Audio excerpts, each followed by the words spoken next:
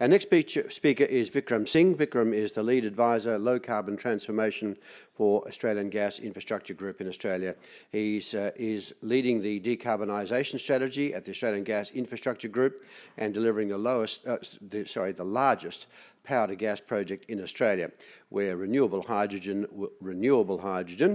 will be blended with natural gas and injected into South Australian gas distribution networks. Prior to being with Deloitte, he's held senior management positions at Singapore Power and Powercor, and as I say, he'll be taking questions afterwards. His topic today, renewable hydrogen. Please welcome Vikram Singh.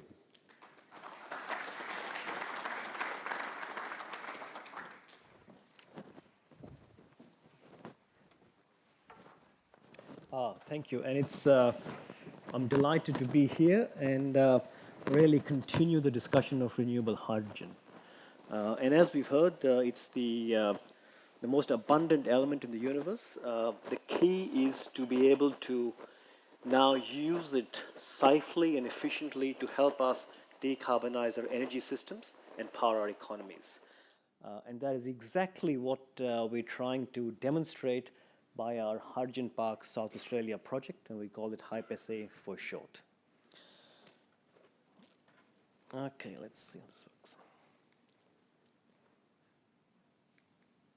works. But first, as suggested, my name is Vikram Singh. I'm from the Australian Gas Infrastructure Group. We're, as the name suggests, we're a gas infrastructure business.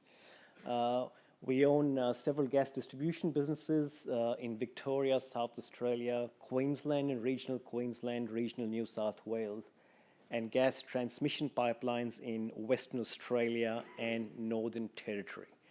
So as we do our strategic planning and thinking, and we project ahead into a decarbonised future, we look towards using a lot of biogas and hydrogen to move from natural gas, which is low carbon, to zero carbon. So that is our plan, that is our strategy to transition from a low carbon natural gas business to a zero carbon business transporting biogas and hydrogen to end users.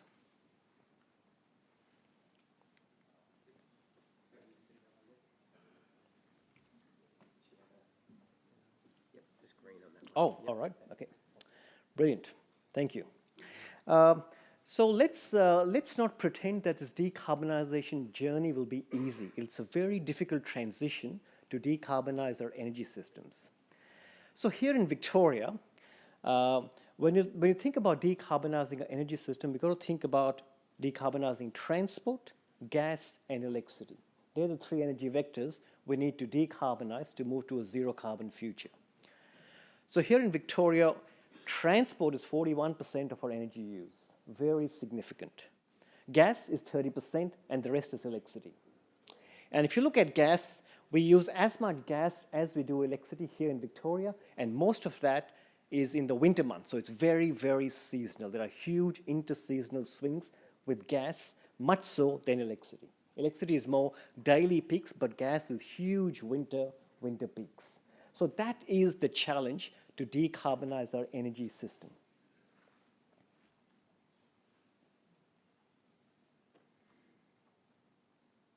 Now, to respond to that challenge, the gas industry in March of 2017 published its Gas Vision 2050 document. Now, what that document does, it sets out an industry-wide vision to decarbonize the gas sector and establishes a credible pathway to actually implement that vision. So what it is that in the first 5 years, we want to do some pilot projects to be able to make renewable hydrogen and do small amount of blending in gas networks. And we've seen that there are a few projects around Australia and overseas which are actually demonstrating that. In the next 5 to 20 years, we want to significantly increase the blending into entire gas distribution networks, and then in the next 20 to 40 years, move towards 100% decarbonized network running on biogas, but predominantly hydrogen, renewable hydrogen. So that's the path we're on, and I can report back that we are, I think, 4 or 5 years ahead of where we plan to be. So the progress has been really amazing. And we've heard from the previous speaker, there's a lot of activity in hydrogen, not only in Australia, but overseas as well. There is a national hydrogen strategy being developed. There's a lot of CSROs doing a whole bunch of research. We've got the Future Fuel CRC doing a lot of hydrogen research as well. We've got ARENA-funded projects, and several state governments have also started funding hydrogen injection projects. So there's a lot of momentum, there's a lot of activity. In Australia, some actual projects being implemented. Internationally, I think the UK, France, and Germany are probably 3 to 4 years ahead of us. So there's a lot of momentum being built up, both in Europe and in Australia.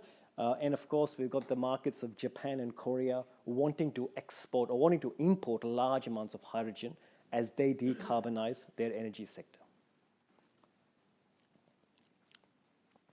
Now, this is a very interesting chart from Alan Finkel's report to the COAG, and it was really looking at how do we kickstart the hydrogen economy here in Australia. Where to start?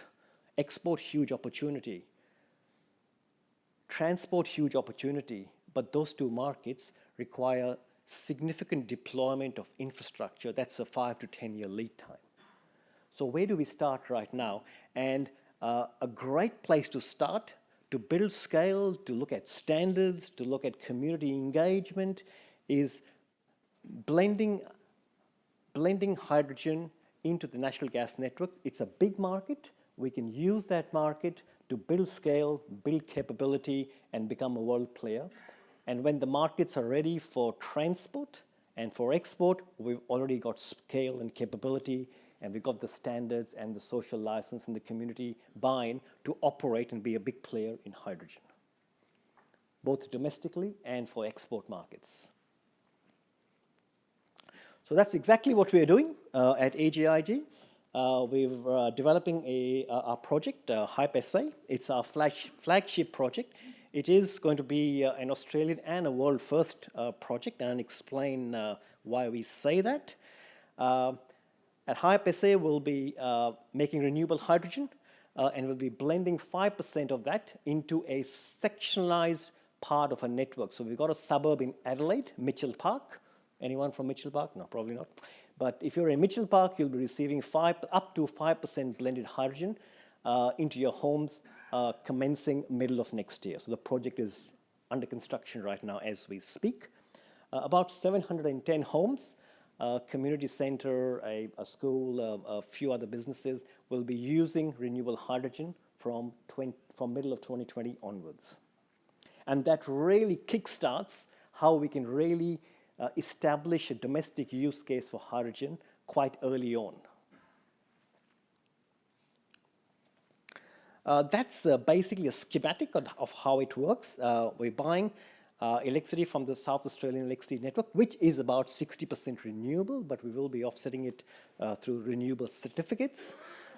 We've got the largest electrolyzer here in Australia, a 1.25 megawatt electrolyzer. We'll make some renewable hydrogen. The number one use case is blending into Mitchell Park suburb, where about 710 customers will be operating on blended gas. So this is a real life trial.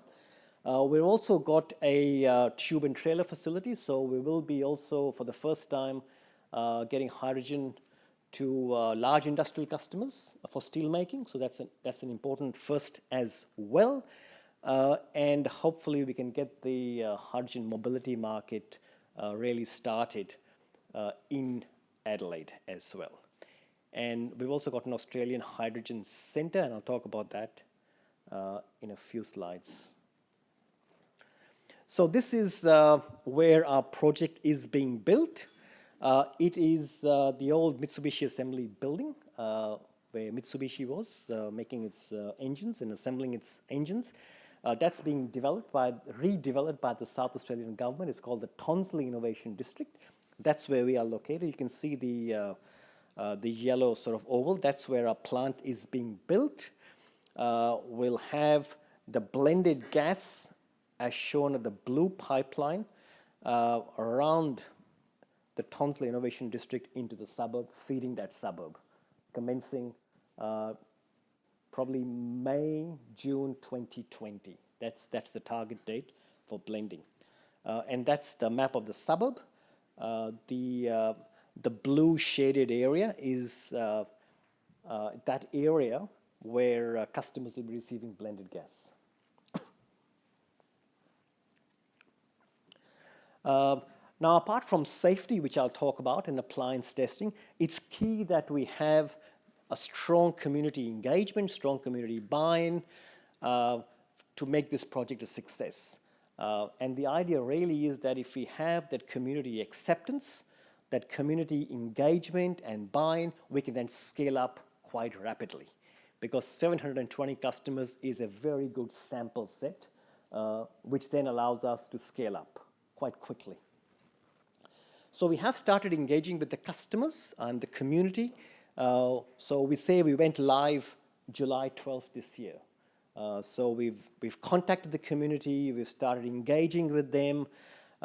We are offering the community free gas appliance efficiency and safety checks. We've got an arrangement with appliance manufacturers to give discounted appliances to show a bit of value to the end customer. We've got a website, blendedgasagn.com.au. I encourage everyone to go and have a look. We've got fact sheets, we've got updates, we've got community events, we've got hydrogen barbecues. So there's real engagement with the impacted community. And I'm glad to say that the response has been neutral to positive so far, as it is consistent with the focus group testing, basically. So the number one thing which comes out, does it cost more? The answer is no, it's a trial project, so it doesn't cost more. So tick, people are concerned about cost, and cost of energy is a big issue, so that comes up right up center. The second thing comes up is safety. Is it safe? Yeah, tick, it's safe. And after that, that's all, they move on. So it is, it's been, I would say, 30% neutral, 50% positive, and there's some apprehensions as well. So that's the reason we're really engaging with the community. So this is a bit of a snapshot of our project progress. We are on track to achieve commercial operation date by mid-2020. By May or June, we will be online with blended gas going into the community. We've done our engineering in August of last year.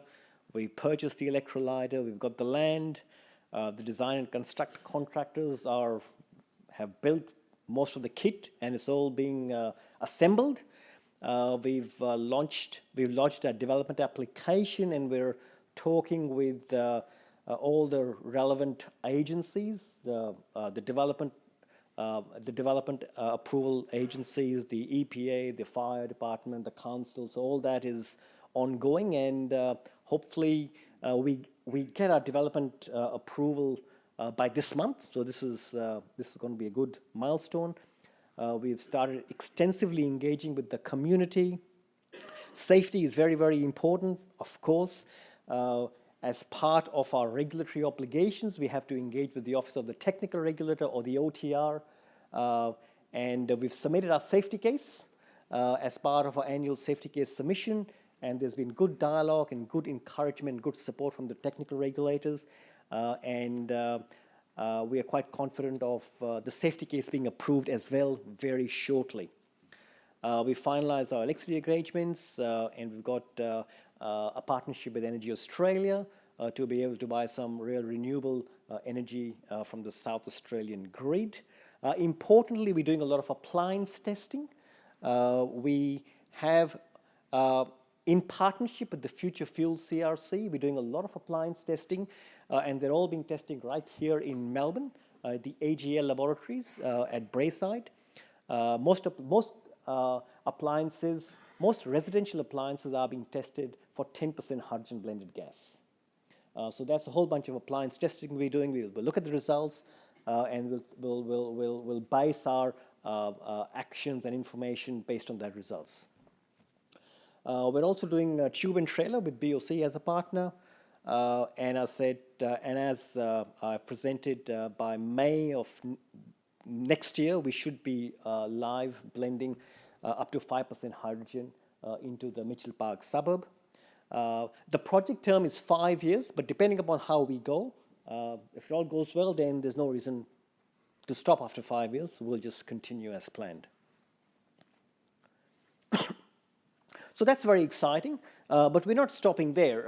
As presented earlier, the vision is to, from the success of these small demonstration projects, to be able to scale up and scale up quite rapidly. So that is the intention. So we are also, with the assistance of state governments and hopefully ARENA, we've made a funding application to ARENA to establish an Australian Hydrogen Centre. Excuse me. And what that centre will do is really look at detailed feasibility studies to do 10% blending in regional towns and state networks of South Australia and Victoria. So we are looking to leverage our learnings from HyperSA and really scale it up and achieve significant amounts of blending in our gas distribution network in South Australia and Victoria. And this should come as no surprise to anyone. Australia is really blessed with significant resources in terms of wind and solar, and the power and the objective is to couple electrolysis with wind and solar, make renewable hydrogen, and serve not only the domestic market but exports market as well. The flexibility of electrolysis works brilliantly with the intermittency of wind and solar. It's far superior to simple batteries. The reason being, it enables long-term storage, whereas batteries are sort of inter-day or time shifting a couple of hours.